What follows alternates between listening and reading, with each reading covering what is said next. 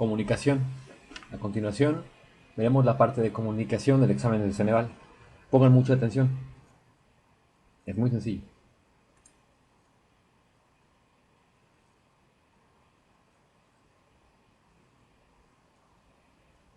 Funciones de la lengua. O sea, ¿para qué sirve la lengua? Las funciones de la lengua están relacionadas con los elementos de la lengua. Recordemos que los elementos, vamos a poner nada más hoy el esquema de los elementos de la lengua que nos han enseñado siempre es el hablante o el emisor, el mensaje que transmite, el oyente o receptor, el contacto, o sea, el medio físico por el cual podemos transmitir este mensaje. Puede ser una carta de sobre, vía mail, o sea, electrónica, o por un celular, por medio de las ondas. El contexto es donde se lleva a cabo esa comunicación. Ahora, hoy en día, el contexto pues es global. La comunicación se lleva a cabo en todo el mundo. El código es el idioma, el lenguaje del cual se vale el hablante. El oyente en principio tiene que tener el mismo código, es el mismo lenguaje para poder entender. Estos 6 elementos siempre tienen que estar en cualquier comunicación. Las funciones de la lengua, por ejemplo, la función referencial es la que está íntimamente unida al contexto. O sea, el hablante siempre es el que habla, por supuesto. El emisor siempre es el que está hablando y el que transmite ese mensaje. Pero, en cierta forma, esta función, el contexto, es la que, por decirlo de algún modo, es la que sobresale. De los 6 elementos, es la que sobresale. Porque estamos refiriendo cosas del contexto. No tanto hablando del mismo, del mismo emisor o hablándole algo, sino algo como en tercera persona. Por ejemplo, función referencial, en el 2008 hubo una crisis de la influenza. O una crisis de influenza, mejor dicho. Entonces eso se refiere a un contexto. Entonces los noticieros en la televisión, las crónicas que narran ese tipo de noticias, pero más detalladas, emplean mucho esta función de la lengua, o sea, la función referencial que nos habla principalmente o que se recarga en el elemento de la comunicación del contexto. Entonces, para la función referencial es el elemento de contexto. La función conativa es la que pone énfasis en el oyente, o sea, el receptor. Entonces, los 6 elementos están funcionando igual que en la función referencial. Pero el elemento que, por llamarlo, sobresale es el oyente. Un ejemplo es, eres un idiota, abre la puerta.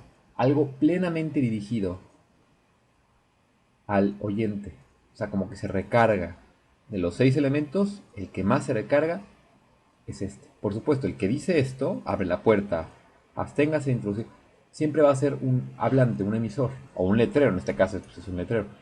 Pero siempre va dirigido como con una connotación.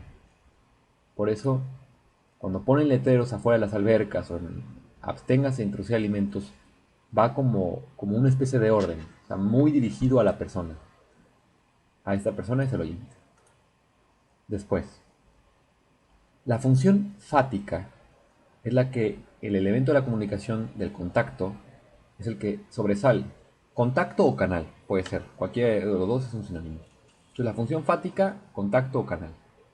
Por ejemplo, es cuando el hablante, siempre el hablante es el que habla, por supuesto. El hablante es el que dice, bueno, o probando 1, 2, 3. O sea, quiere constatar que este elemento de la comunicación esté plenamente bien o funcionando para que exista la comunicación. Entonces, quiere checar si está abierto ese canal de la comunicación. Y para checarlo, dice, bueno, probando 1, 2, 3. Por supuesto que los celulares y los micrófonos usamos mucho este elemento, esta función, perdón.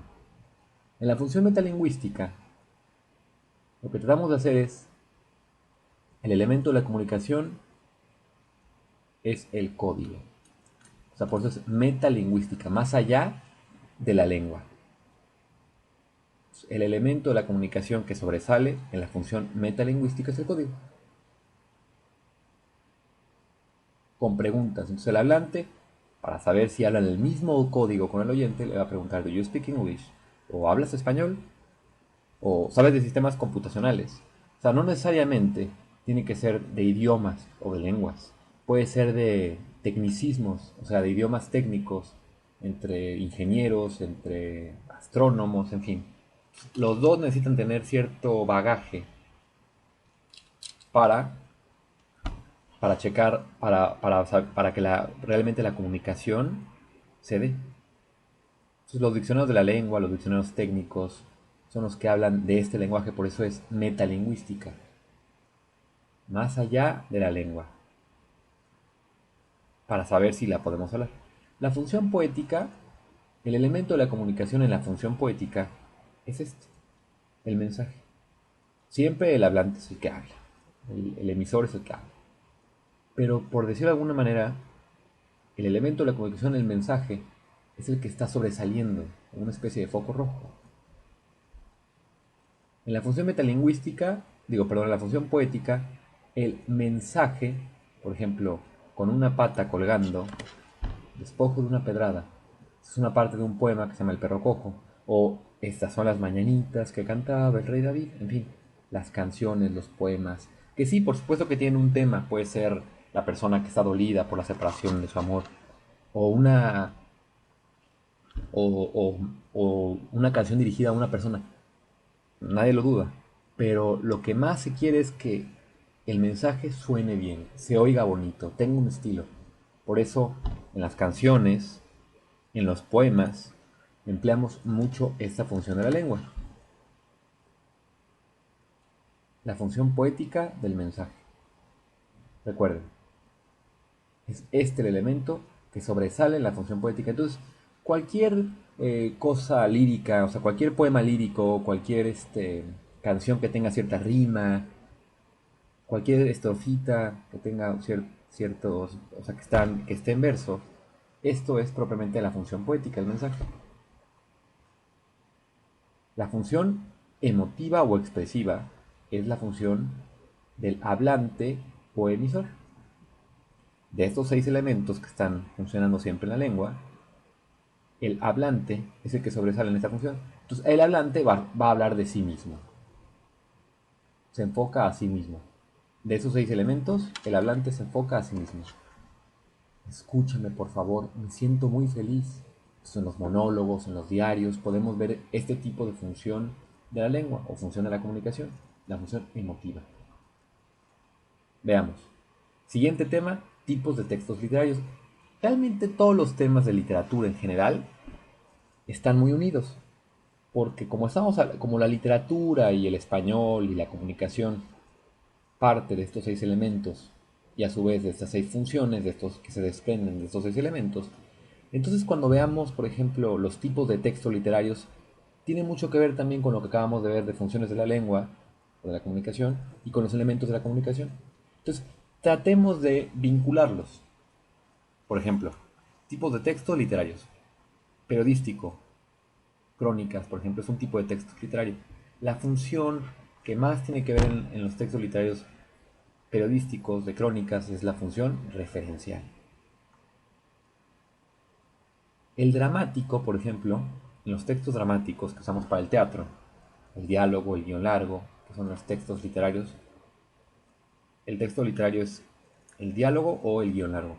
La función de la lengua que más sobresale, pues ¿cuál puede ser? Son varias, pero principalmente la función emotiva, que es la que tiene que ver con el hablante, y la función conativa. Entonces, en ese sentido, como en el teatro hablan varias personas, uno es el hablante y otro es el receptor, y después cambian de papeles. Pero generalmente las dos funciones que más tienen que ver es la conativa y la emotiva, en este tipo de textos literarios, de diálogo y guión largo.